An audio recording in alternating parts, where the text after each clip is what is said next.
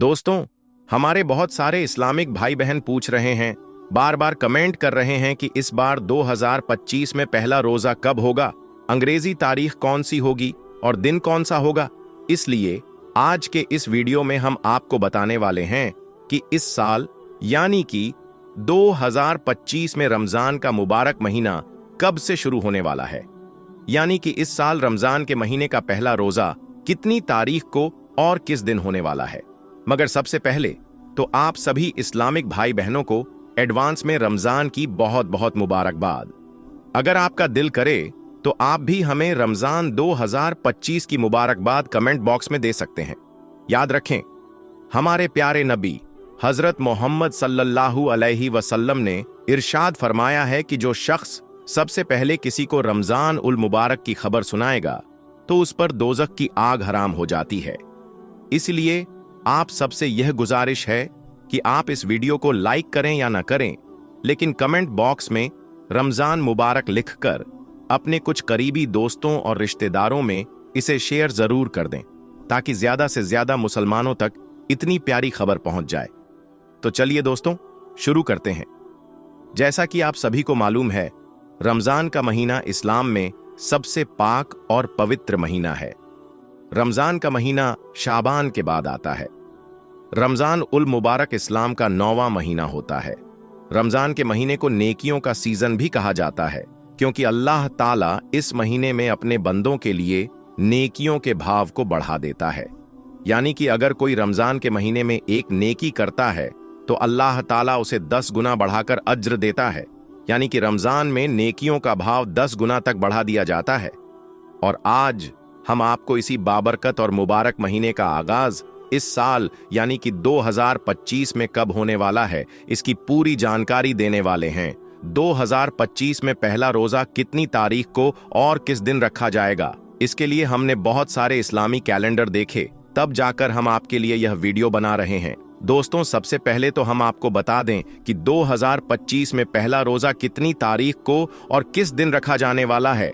यानी कि 2025 में रमजान के मुबारक महीने का आगाज मार्च महीने में होगा इंशा अल्लाह। इस साल रमजान के महीने का पहला रोजा 2 मार्च 2025 इतवार के दिन रखा जाने वाला है, क्योंकि 2025 के कैलेंडर के हिसाब से इस साल 1 मार्च 2025 शनिवार के दिन रमजान शरीफ का चांद नजर आएगा। यानी कि 1 मार्च 2025 को चांद रात होगी, पहली तरावीह पढ़ी जाएगी और इसी रात पहली सहरी खाई जाएगी इंशा अल्लाह। 2 मार्च 2025 इतवार के दिन इस साल का पहला रोजा रखा जाएगा।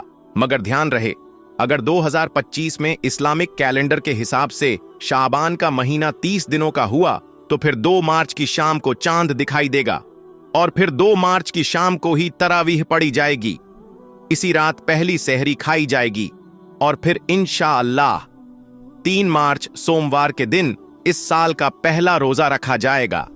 सऊदी अरब की खबर के मुताबिक, अगर हम सऊदी अरब की खबर के मुताबिक बात करें तो इस साल भारत में पहला रोजा 2 मार्च यानी कि इतवार के दिन ही रखा जाएगा, क्योंकि सऊदी अरब में इस साल पहला रोजा 1 मार्च 2025 को रखा जाएगा। इस हिसाब से देखा जाए तो भारत और पाकिस्तान में इस साल का पहला रोजा 2 मार्च यानी कि इतवार के दिन रखे जाने की पूरी उम्मीद है। मगर इसके साथ ही आप इस बात को भी याद रखें दोस्तों, आप इस तारीख को फिक्स ना समझें, क्योंकि आप सभी को मालूम है कि इस्लाम में रमजान का महीना चांद पर डिपेंड करता है। अगर रमजान का चांद एक दिन आगे या पीछे हुआ तो फिर यह तारीख भी एक दिन आगे पीछे हो सकती है। इसीलिए आप इस तारीख को फिक्स ना समझें और चांद दिखने तक का इंतजार करें।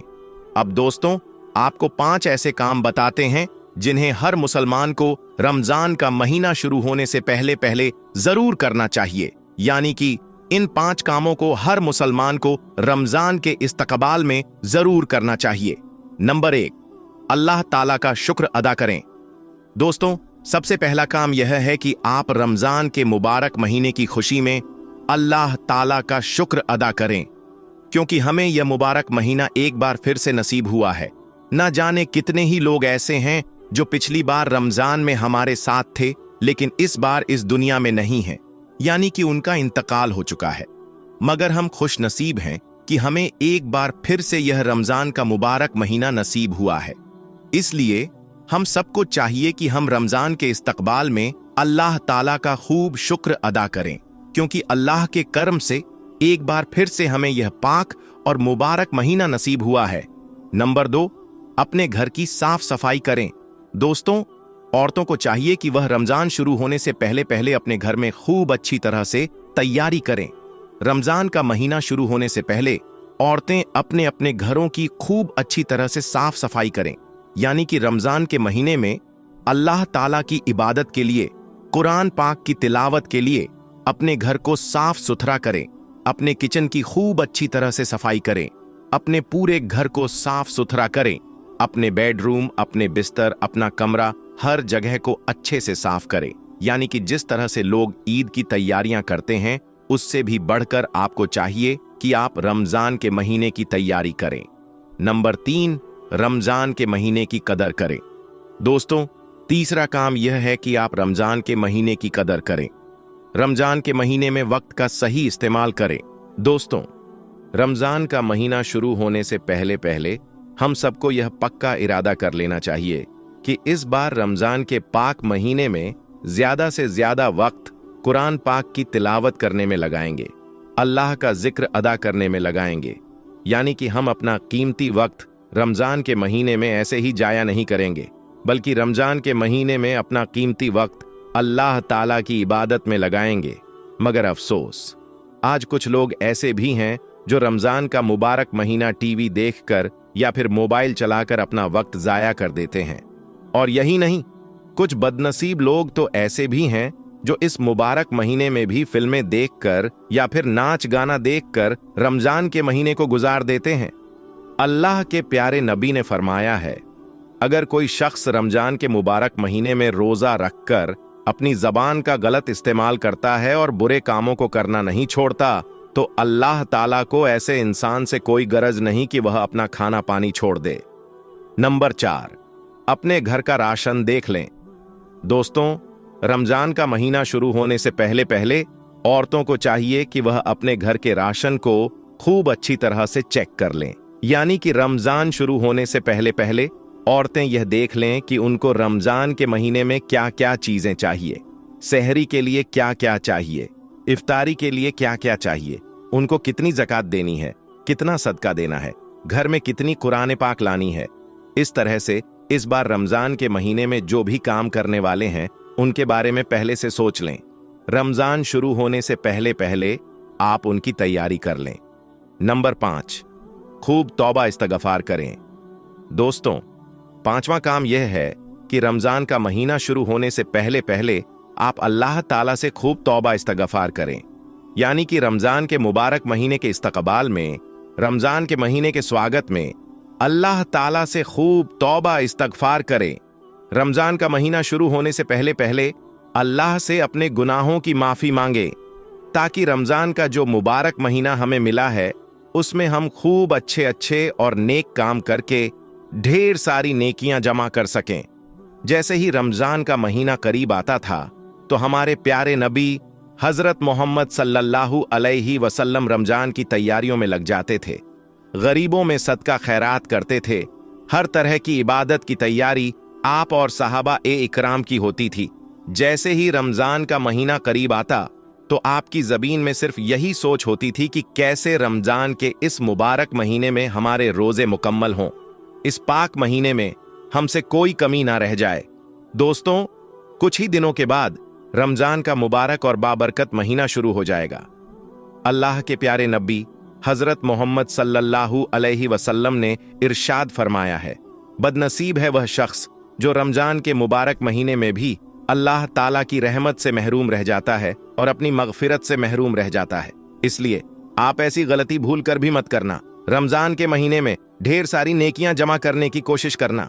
हम आपको अल्लाह के पैगंबर हजरत मोहम्मद मुस्तफ़ा सल्लल्लाहु अलैहि वसल्लम के बचपन का बकरियां चराने का बहुत ही खूबसूरत वाकया बताने वाले हैं, जिसको सुनकर आपका भी दिल खुश हो जाएगा।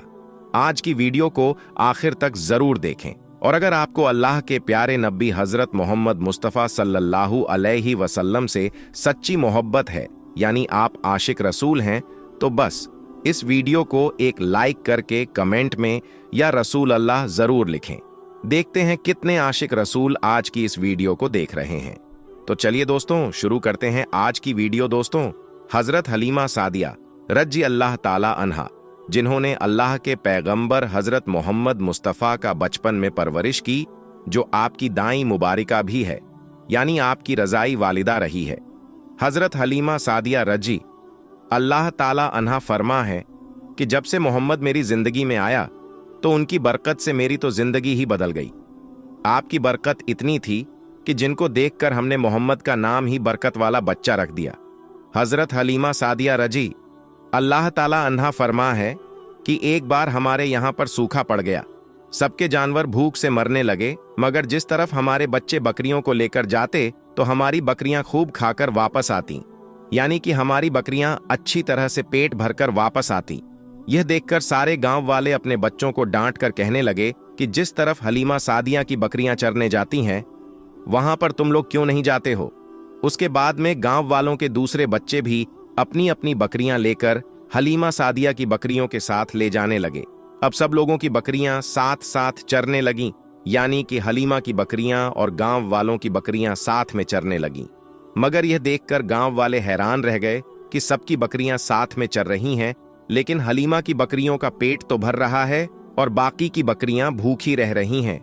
यह देखकर हलीमा सादिया कहती हैं, यह सब बरकत अमीना के लाल की है, यह सारी बरकत इस मोहम्मद की है।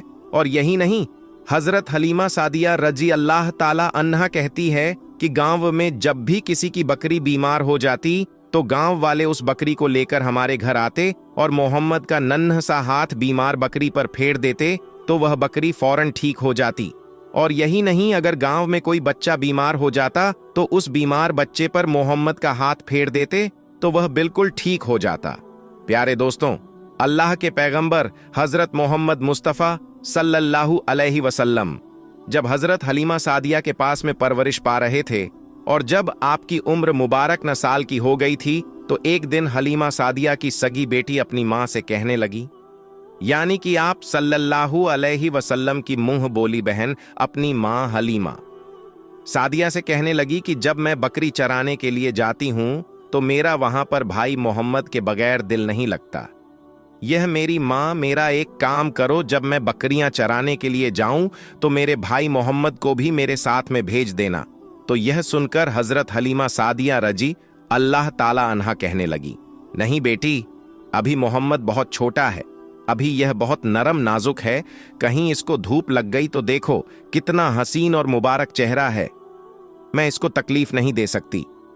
यह तो मेरा शहजादा है, अगर मोहम्मद के पांव में कोई पत्थर चुभ जाए, अगर जंगल में जाते हुए मोहम्मद के पैरों में कोई कांटा चुभ गया, तो अभी यह बहुत छोटा है, इसीलिए मैं इसको तुम्हारे साथ जंगल में नहीं भेज सकती। जंगल में जानवर इसको तकलीफ पहुंचाएंगे, वो इसको मशक्कत में डाल देंगे। यह सुनकर हजरत हलीमा सादिया की बेटी कहने लगी, ऐ मां, तुम धूप की बात करती हो, जब मैं कभी भाई मोहम्मद के साथ में बाहर जाती हूं तो आसमान से बादल आकर हम पर साया करते हैं।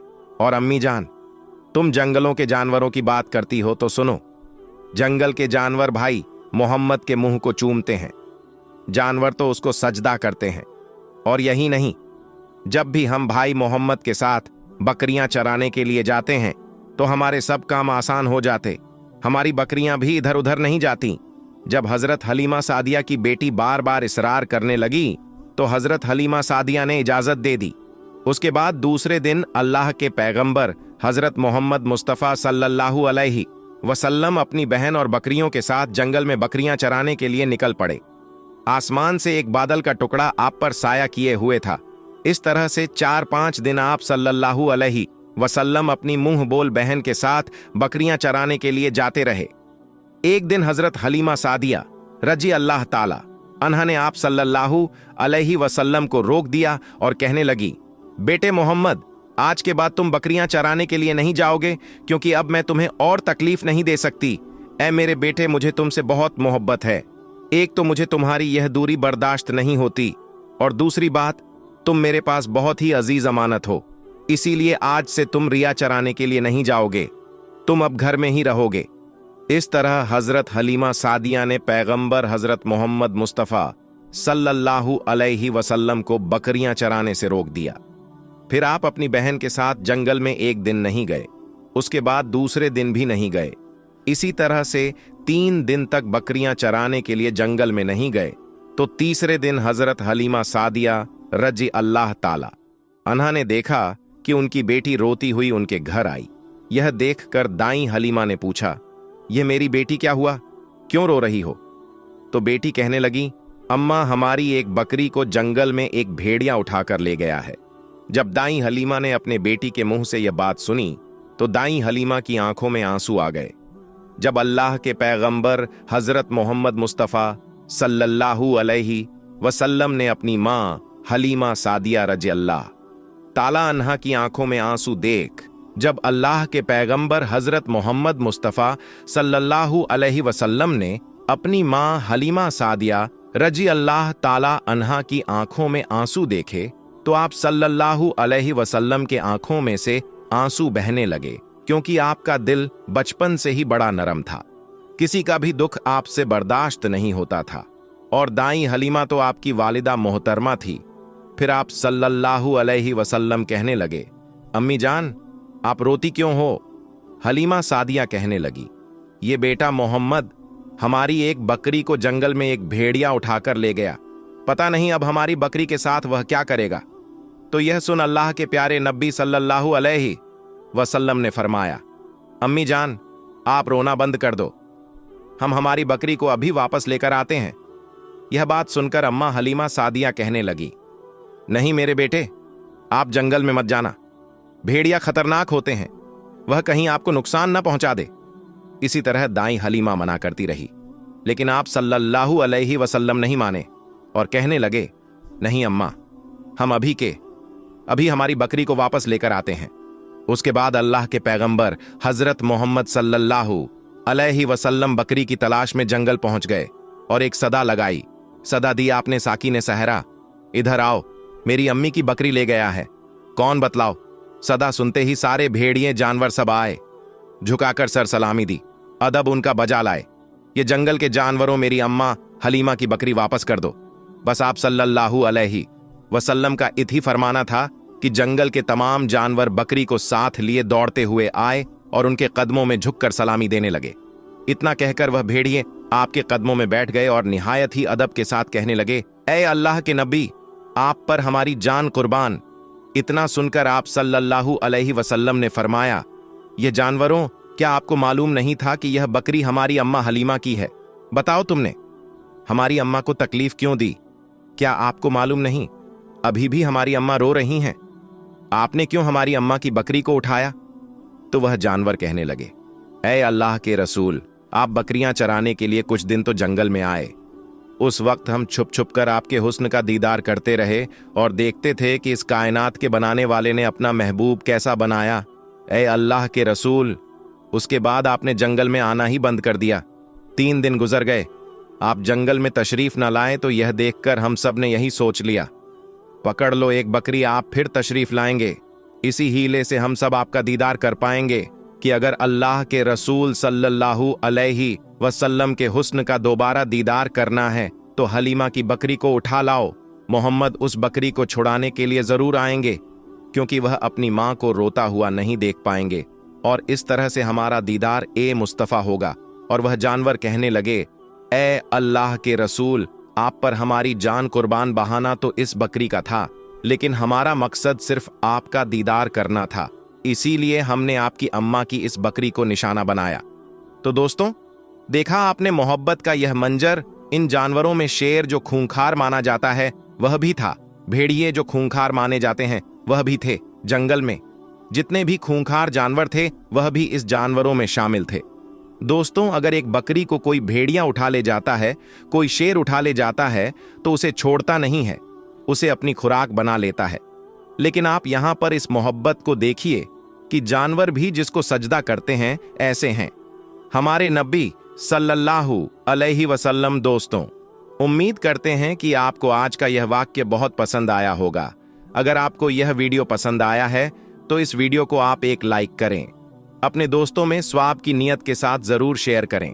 प्यारे दोस्तों, आज आप सभी के लिए हमारे प्यारे आका सरवरे कायनात हजरत मोहम्मद सल्लल्लाहु अलैहि वसल्लम के हवाले से एक ऐसा वाकया लेकर आया हूं कि जिसको सुनने के बाद यकीनन आपकी आंखों में आंसू आ जाएंगे।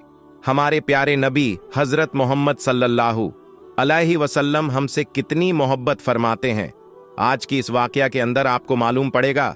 इससे पहले इस वीडियो को कितने आशिक रसूल देख रहे हैं, वह अभी इस वीडियो को एक लाइक करें और कमेंट में या रसूल अल्लाह जरूर लिखें, ताकि हमें भी तो पता चल सके कि आखिर कितने आशिक रसूल हैं। मेरे प्यारे दोस्तों, हमारे प्यारे आका हजरत मोहम्मद सल्लल्लाहु अलैहि वसल्लम अपनी उम्मत से कितनी मोहब्बत फरमाते हैं। इस चीज का अंदाजा आप इस बात से लगा सकते हैं कि हजरत मोहम्मद सल्लल्लाहु अलैहि वसल्लम तभी राजी होंगे जब तक उनका एक एक उम्मती यानी एक एक ईमान वाला जन्नत में नहीं चला जाएगा। मेरे प्यारे मुसलमान भाइयों, रिवायतों में आ है कि एक मर्तबा नबी करीम सल्लल्लाहु अलैहि वसल्लम कुरान शरीफ की तिलावत कर रहे थे और तभी आपके सामने दो ऐसी सूरतें आई कि जिनको पढ़ने के बाद आपकी आंखों में आंसू आ गई। मेरे मुसलमान भाइयों, हम सब जानते हैं कि जो सच्चे दिल से कुरान पाक को पढ़ते हैं उनकी आंखों में आंसू आ जाया करते हैं। यानी ऐसी ऐसी बातें कुरान मजीद के अंदर कही गई हैं अजाब के हवाले से कि जिसको सुनकर यकीनन रूह का कांप जाती है। लेकिन अफसोस का मकाम है हमारे लिए, हम कुरान पाक को पढ़ते ही नहीं। जब तक हम कुरान पाक को पढ़ेंगे नहीं तो हमें मालूम कैसे पड़ेगा कि असल में कुरान पाक में लिखा क्या गया है। दुनिया वाले तो कुरान मजीद को पढ़ करके हिदायत पा रहे हैं और हम मुसलमान हो कुरान पाक को एक अलमारी में सजाकर रख देते हैं। ये बड़े ही अफसोस की बात है। प्यारे आका हजरत मोहम्मद सल्लल्लाहु अलैहि वसल्लम को नाराज हम कर रहे हैं, लेकिन बावजूद उसके हमारे प्यारे आका हमसे कितनी मोहब्बत करते हैं। दोस्तों, रिवायत में आता है कि जब प्यारे आका सरवर कायनात हजरत मोहम्मद सल्लल्लाहु अलैहि वसल्लम दो सरतों की तिलावत कर रहे थे, पहली जो सूरत थी उसका तर्जुमा यह था,